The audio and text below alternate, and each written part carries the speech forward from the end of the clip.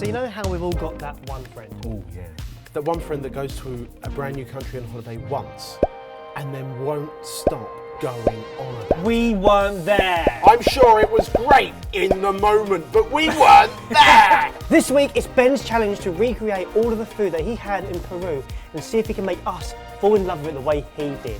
He has to prove that it was as good as he tells us it was. What? Come on, come on! We are starting the week off strong with Doughnuts. Awesome street food, but not as you know it. These are sweet potato donuts. They're ring donuts.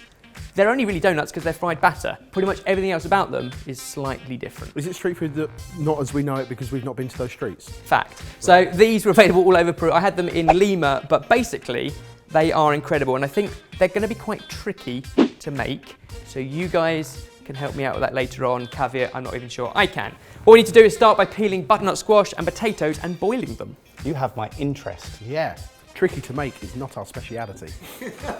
What we're going to do is we're going to boil up our squash and sweet potato, equal ratio of both, in water, but we're going to flavour the water with star anise, cinnamon and clove.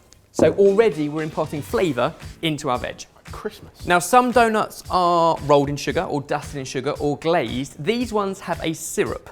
So they're Picarones and they are super sweet from the syrup. The syrup is made with brown sugar, the juice of orange and lime, and a cinnamon stick, a little bit of water, and basically bubble it until the sugar dissolves and give it 5 or so minutes to bubble away so that it all infuses with our citrus. With your sweet potato cooked, and by that we mean when you stab it with a knife, it falls straight back off. Yep. Then drain it, but save the liquid. Because what you want is your sweet potato and squash mash, but all of this, we will need some of that later on. You want to fish out the cinnamon stick, the clove and the star anise, because they won't mash, and mash what is left, and you end up with mash. And now for the dough or batter, which is leavened. So you want some yeast. Yep. So in a mixer with a dough hook, you do it by hand as well, but it's a very wet dough. We're going to use dried active yeast, sugar, about a tablespoon of each, some of that water that we left back from our stock. It's cooled down, so it's not going to kill the yeast. Then to that, we're going to add an egg, the flour, and all of our mash. Now the reason I don't think I'd want to do this by hand is because it takes a long time, a good 5 or 10 minutes of rapid kneading, and it's too hot in here for that. How do you know that this is the authentic way to do it? I don't. Should we be asking people? Please do, because Feedback. I'm not convinced. Are we doing this right? Are we doing this wrong? We don't know. We've not been to Peru. You might have been to Peru. You might not have been anywhere else but Peru. Let us know. And what you're left with is a very, very sticky, wet dough. Not the sort of thing you'd roll out into donuts. It's a paste, not a dough. It is more like a paste. Which makes this next bit a bit of a challenge. It needs to prove for an hour in a warm place, covered with a tea towel. And then we're going to start to shape these into donuts. Now on the streets, it gets messy. So the street vendors keep one hand clean to serve and take money, and they only do it with one hand. That I watched for far too long, being like, I was like, what? We'll try. We've got a bowl with some salt that's just been dissolved in it, and basically, just start with 2 hands and see how you get on. Slightly wet hands, and then form donuts and lower it into the oil. Once it's in, get a stick, put it in the middle and give it a twist, so that hole remains. And if the oil's at 190, it should cook in a couple of minutes on either side.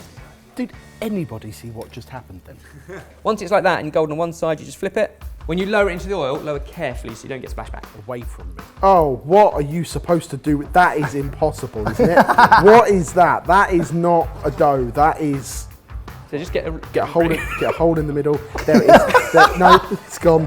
Just with your fingertips, keep it moving, like tap on fingers, and then put your fingers through and lower it into the oil. He's picked up the dough. He's got it in his fingers. Teflon, Teflon. He's putting the thumb through. He's got it. It's gone.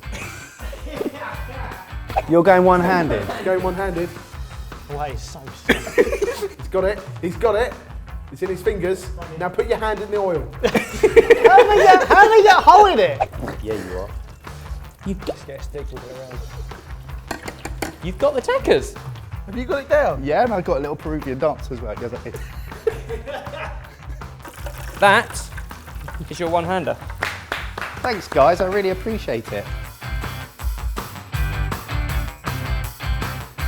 What we got there in the end? One-handed, two-handed. Mike even used his foot for one of them. What we do have is a stack of our crispy golden picarones, some Salisbury's and our syrup. And the way they kept them warm on the street was to put them across a pole, across the oil until they're sold. Because of course, one hand in the dough, one hand to serve. They are our sweet potato donuts, or picarones, sorted. What's so funny about that? Is that how you spend your nights in Peru? One hand In the dough, one hand to serve. That famous phrase.